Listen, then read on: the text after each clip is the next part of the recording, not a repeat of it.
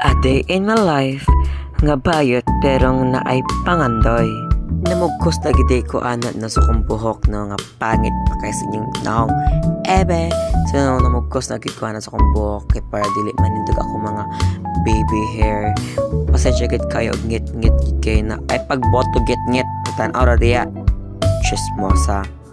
Eme. So ana guys, nagkimpit-kimpit na ko sa kong mga baby hair anak kay para dili manindog. So let's go. Ogi po ko na ako sa tas ng gawas na dayon may kay iya kong iyatod sa Fernandez kay tungod kay makulo ko nga muli ako ra isa sa punta. Ini ilang gawas sa Shali mga kate ko and gipa-exercise na ko sa Shali ana mga kate ko kay gipa maulong daw siya be no so gipa maul be. Gibidyohan ang langit no kay Chada gid kay siya no sabi gid sa kong first vlog. My god, nice kayo. So kana nga time na is nagbabay na gid ko kasyalya na kay muli na gid ko. Kay late na gid ko gagpas-agpas ako nagbaklay pasulod sa mua. Mag-exercise at akadali nang kay baklay tapadulong sa amo. Sa pagpadulong sa inyong balay. So ana ate ko is na naging ko pasulod sa mga kate ko papakita ko kadali. Pasod ako sa mua guys. Gagpas-agpas yung baklay gid anak kay late na gid kay ko sa ni oras ana guys mga 6:50 na nakapin. So kay malit guys lampaso kapoy kay magino sa room guys super kapoy o mag-teleport pa doon sa basketballan o giabot tigiti ko sa among basketballan nga unsa pa nga bagyo nga mo abot dili gid na mo surrender basketballan guys so mo na mo sa basketballan guys pasod na ko sa among straight ana no kanang green nga balay amo ana guys og nakaabot na din ko sa mga guys super mingaw gid kaayo among balay syempre buntag gyud pagbuot mingaw ginagbuot sa inyo nga bati ako nang giset up ang cellphone na no kay nangita na ko sa inaan so aliwarang ko ana no kung sa kong suoton wala ko masuot ana so giana ko sa drawer og nagkita dahil sa akong mother earth na nagkagwapa sa tanan sa kalibutan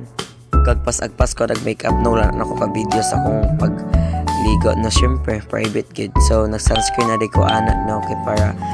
dili mahagard itong naong anak sa pag-abot sa eskwelahan so pod magwapa kay mga classmate kita pod ay pagwapa pod ta umapod ito kung sunscreen nagagamit so nag-blush on na di ko ana guys kay para pula-pula gamay matagasag pa sa 5 ka engkanto ana ars abas so nag-blush on ko ana guys and then yung gitari ko consistent sa makeup guys so nag-nose lining ko ana guys sa tigabalo so nagkiti ko sa tanang buhatonon sa kong kinabuhi no so nagbakli-bakli na ko na padulong sa Fernandez o gibalik tayo ko sa mong basketball nga league on o pasulod na ko sa Fernandez ana guys kagpas-agpas agad ko kay late na gid ko ana alas 7:30 na gid na guys malit ko ani patay my guys ka to final lock ers abas bip marag correct sa pasapaw kanang babaron kagwapa ba nimo ka ko sa Fernandez kay ana guys no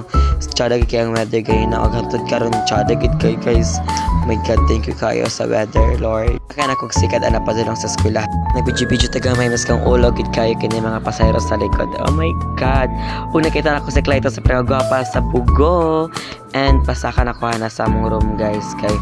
syempre saka ta sa panaog saka gani no kunaog ka so saka na ko ana guys so mo din among eskwelahan day guys no pinakatsara sa bugo char lang eme dili say nang bug pero tsara gid siya so ana guys nakakuha na sa eskwelahan guys so baka na ko padulong sa murom ana og mo din sa grade 7 building sa kilid guys mo na siya og nanagid ko sa among building guys pasod ako sa murom ana nagpasagpas ko ana kay ako mga classmate nang hinlo na tura sila guys so nang hinlo gid sila guys so pasagpas ako nagbaklay mo din ako mga friends na nanilig guys og na ako si Belsi nakita na ako nanilig high blood og muling ko tapos ko sa kumbang ko na ramong room guys nakabot na gid ko og diri ra tama na akong vlog guys kay dili pwede magamit og cellphone bye bye